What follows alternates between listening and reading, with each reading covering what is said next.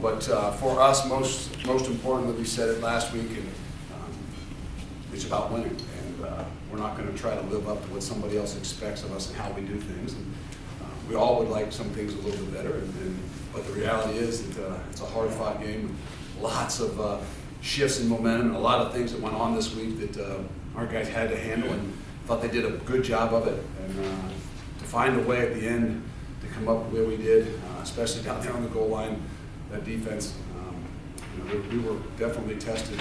Give those guys a lot of credit. They played a really good game.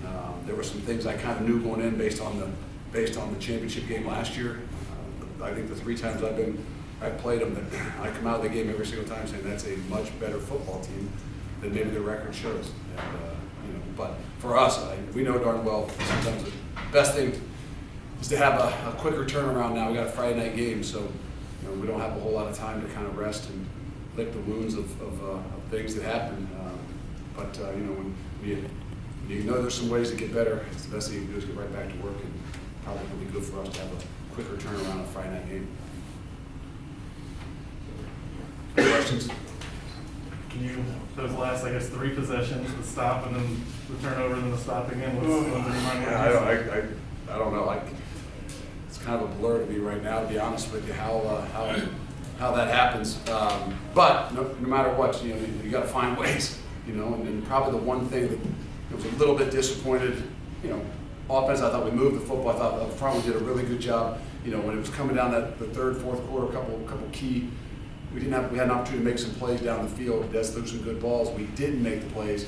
You turn around, we give up obviously a lot of runs.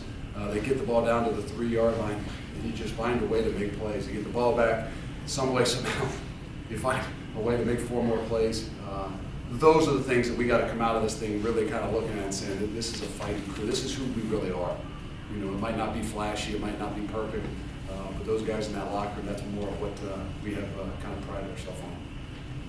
What happened on the snap with Dez? Was it a good snap that he fumbled? It was kind of hard to tell on replay. It's really hard to tell. I know he said to me that it went right through my hands. So I have no complaint. I couldn't say, hey, I think he was down or some sorts like that. He was pretty rolled right off and said that it went right through the hands. So I don't know exactly what happened. I don't know if they got off on a good shot and knocked it back in some way somehow, but things will get better at it. What does it say about your defense that they were able to make some big plays, certainly between the 20s, but then in the lower red zone they tightened up? I think it was 8 times. Yeah, we've been good in the red zone.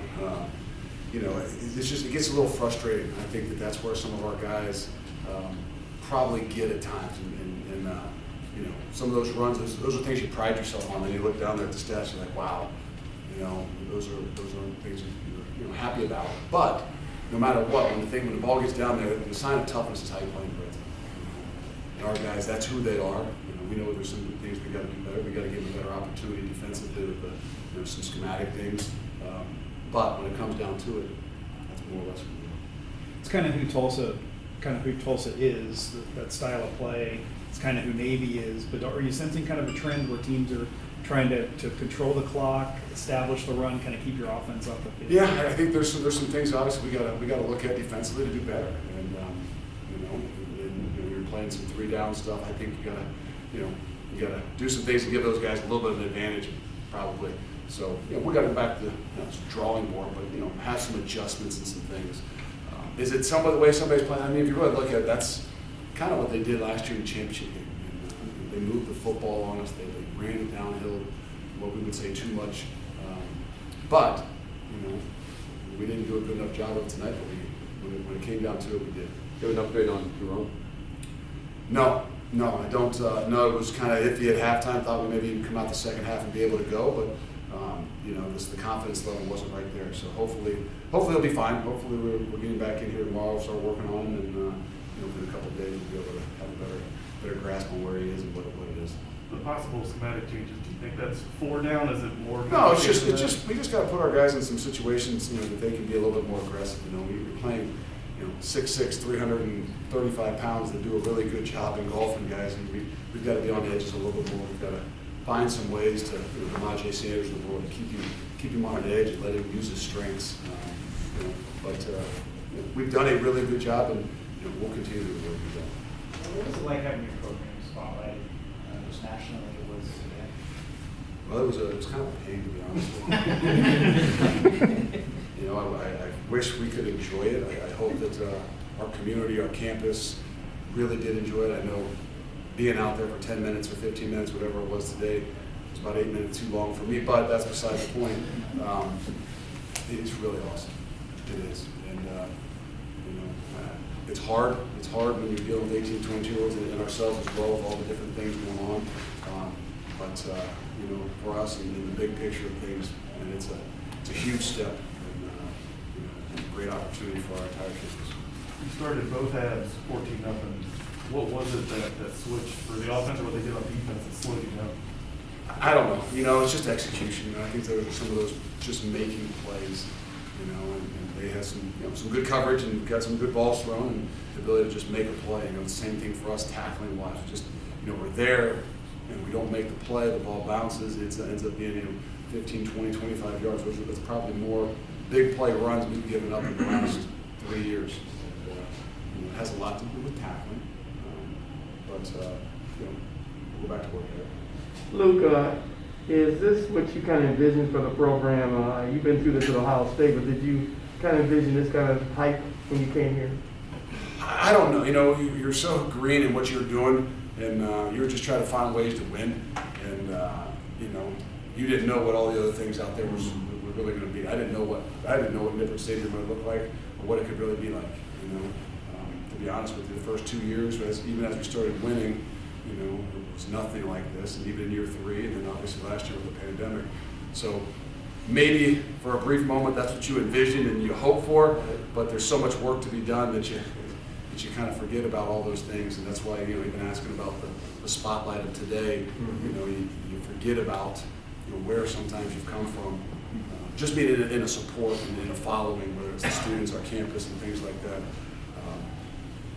And you got to be proud. You got to kind of hopefully take a step away and smile about it a little bit, and enjoy it some way somehow, and then go back to doing what you do. You've been around a lot of great receivers in your career. Alec Pierce, with all the things that he can do, what are your impressions of him overall? Where's he continues to impress, and I think that there's a guy that we moved to defense, I think, after a year and a half here. So I think he's even still continuing to grow as a receiver and more dynamic. But he's tough to deal with, because sometimes you just think, well, he's just a bigger guy, and then you realize how fast he is, and then you realize how well he can go up and play the jump ball. And I think he has continued to progress to be a really, really complete wide receiver. We're going to need him on the stretch. Pace and Weaver, the two guys we've talked about on this defense all year, they make both those stops down there on the goal line. Should that not be a surprise when they want to play like that? No, players make plays, and you get down there tight and close. There's not a whole lot of scheme involved. It's you can't hesitate. You got to trigger. You got to fire. And don't forget about Will Huber, who doesn't play a ton of ball, but went down in there in that last series and really, really played big for us. And, it's hard. Those defensive linemen, they get frustrated because they're running the football, and you try to figure out where is it exactly, and then for them guys to kind of bow up down there those last 2 series, I'm really proud of them. What is it like to be in a position where if you guys do win all your games, it might still not be enough? What is that like? I don't know. I won't think about it. Won't worry about it. We'll let everybody else outside. We'll take. We've got 3 more regular season. We'll take 3 1-point wins. Whatever it takes to find a way to continue.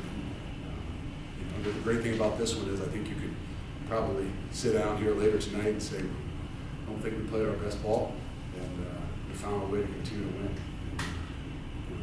They earned a lot of things, but we gave them a lot of opportunities, and when it comes down to it, they still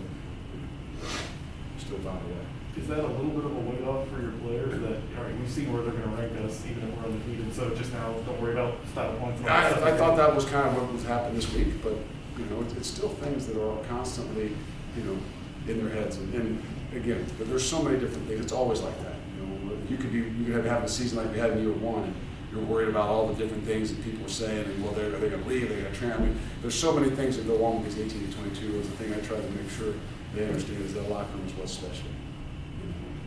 People can say, you can be disappointed on, we gave up whatever rushing. We didn't play great up front. We did it, and then you lose really the sight of what this is all about. And your ability to celebrate with those guys that you work so hard with and sacrificed for. And some people can strip the joy from it. And, as a coach, I'm not going to do that. I'll probably go home and do it to myself maybe at some point in time, but I won't do that to them. We'll want them to enjoy what it is that they've done. And then the great thing about them is they'll come back in tomorrow with a fresh mind and realize that there's things we've got to do to help them. Due to the battle, Luke, what was the last 90 seconds like for you, and how important is it for you to keep composure? Oh man, I don't know. Honestly, it's a blur. I didn't know what down it was. I just thought it was like backyard football. We just kept playing. Give me another chance. I don't know if there's 8 snaps to eventually down there.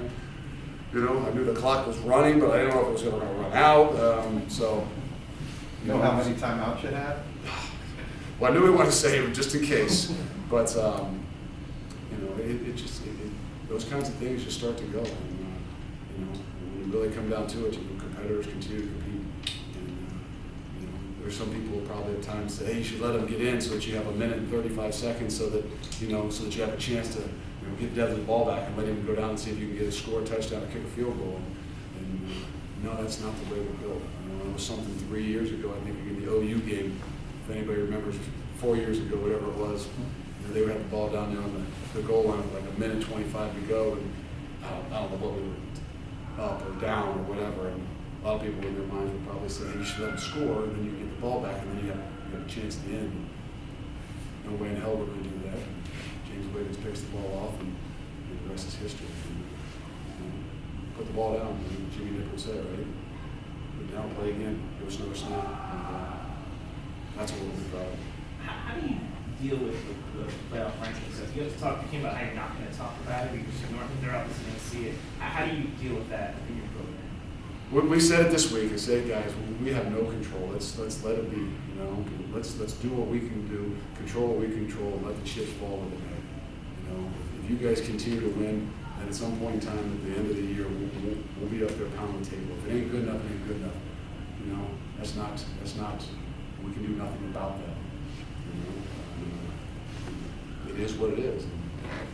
There's a lot of ball to be played, and that's the great thing about college football. I think that there's always going to be some type of controversy.